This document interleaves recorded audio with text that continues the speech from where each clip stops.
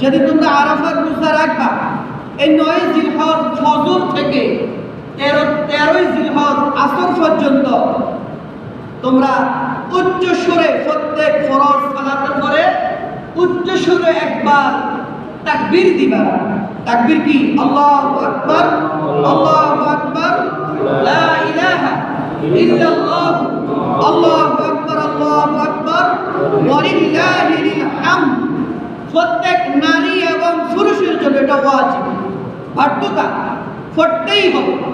প্রত্যেক ফরজ নামাজের পর 9 জিলহজ ফজর থেকে 13 জিলহজ আসর পর্যন্ত রব্বুল আলামিন বলে যে প্রত্যেক ওয়াক্তে সালাম ফিরানোর পরে উচ্চ সুরে তাকবীর বলা তোমাদের উপর ওয়াজিব। সুবহানাল্লাহ। নারীরা আসতে বলবে, পুরুষেরা উচ্চ আওয়াজে পড়বে। এই কয়েকটি আমল,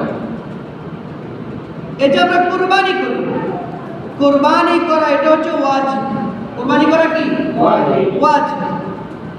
এই কুরবানি হযরতে আদম আলাইহিস সালাতু ওয়াস সালাম যেভাবে তার সন্তানদের মাধ্যমে শুরু করেছে হাবিল আর কাবিলের মধ্য দিয়ে, এরপরে আস্তে আস্তে আস্তে আস্তে হযরত ইব্রাহিম আলাইহিস সালাতু ওয়াস সালাম কুরবানি করেছে না? তবে হযরত ইব্রাহিম আলাইহিস সালাতু ওয়াস সালামের কুরবানি আল্লাহ তাআলার কাছে হযরত ইব্রাহিমের ত্যাগ স্বীকার আল্লাহ তাআলার কাছে তো পছন্দনীয় হয়েছে। যেই কুরবানি ইব্রাহিমের কুরবানি আল্লাহ তাআলা সূরা পবিত্র কুরআনুল কারীমের মধ্যে যে সূরা সাফাত রয়েছে, এই সূরা সাফাতের ভিতরে আল্লাহ তাআলা গোটা পৃথিবীর মানুষের জন্য শিক্ষা হিসেবে আল্লাহ তাআলা পবিত্র কুরআনুল কারীমে সূরা সাফাতের ভিতরে এটা পুট করে দিয়েছে। সুবহানাল্লাহ। লম্বা ইতিহাস তো হযরত ইব্রাহিম কিভাবে তার সন্তানকে কুরবানি করে ফেলেছে। হযরত ইব্রাহিম আলাইহিস সালাতু ওয়াস সালামের লম্বা ইতিহাস সংক্ষেপে বলি। হযরত ইব্রাহিম আলাইহিস সালাতু ওয়াস সালাম 8 জিলহজ যে স্বপ্নে দেখলেন যে তুমি আল্লাহর রাস্তায় কুরবানি করো, পরের দিন 100টি উট আল্লাহর রাস্তায় কুরবানি করলেন। 9 জিলহজ আবার তিনি স্বপ্নে দেখলেন যে তুমি আল্লাহর রাস্তায় কুরবানি করো, আবার তিনি 100টি উট আল্লাহর রাস্তায় কুরবানি করলেন। যখন 10 জিলহজ তিনি রাত্রিবেলা আবার স্বপ্নে দেখলেন যে তুমি আল্লাহর রাস্তায় কুরবানি করো, তিনি বুঝতে আর বাকি রইল না যে আল্লাহ তাআলা আমার কাছে যে কুরবানি চাইতেছে একমাত্র আমার কলিজার টুকরা হযরত ইসমাঈল আলাইহিস সালাতু ওয়াস সালামের কুরবানি আল্লাহ তাআলা আমার কাছে চাইতেছে। সুবহানাল্লাহ। 10 জিলহজ নিয়ে গেলেন হযরত ইসমাঈলকে হযরত ইব্রাহিম আলাইহিস সালাতু ওয়াস সালাম মিনার প্রান্তরে কুরবানি করার জন্য তিনি কুরবানি শুরু করলেন। তিনার সন্তানকে আল্লাহর রাস্তায় কুরবানি করলেন।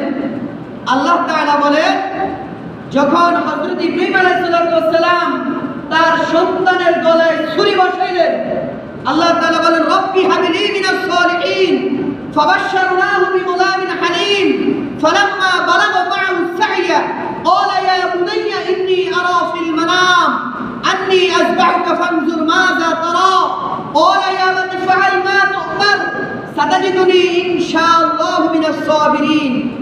যখন হযরত ইব্রাহিম আলাইহিস সালাতু ওয়াস সালাম তার সন্তানের গলায় ছুরি বসাইলেন, আসমান এবং জমিনের ফেরেশতারা চিৎকার করে বলতেছে, আল্লাহ 86 বছর বয়সে আপনি আপনার নবীকে একটা সন্তান দিলেন, আবার সেটার কুরবানিও আপনি চাইতেছেন।